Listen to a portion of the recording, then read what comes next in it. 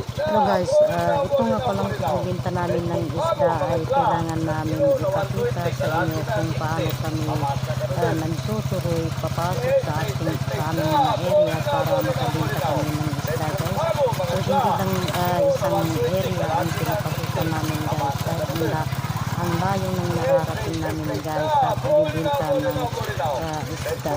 Mga isla, mga kilo na 120, kalahati na 60, pamasa ka na din. Boli na.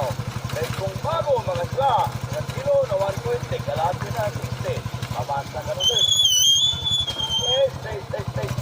Boli na.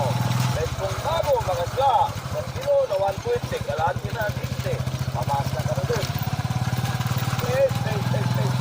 Boli na. Dahil kung bago mga isla, mga kilo na 120, kalahati na 60, pamasa ka na din. Boli na. Dahil kung bago mga isla, mga kilo na 120, kalahati na 60, pamasa ka na din. Boli na. Dahil kung bago mga isla, mga kilo na 120, kalahati na 60, pamasa ka na din. Boli na. Dahil kung bago mga isla, mga kilo na 120, kalahati na 60, pamasa ka na din. Boli na. Dahil kung bago mga isla, mga kilo na 120, kalahati na 60, pamasa ka na din. Boli na.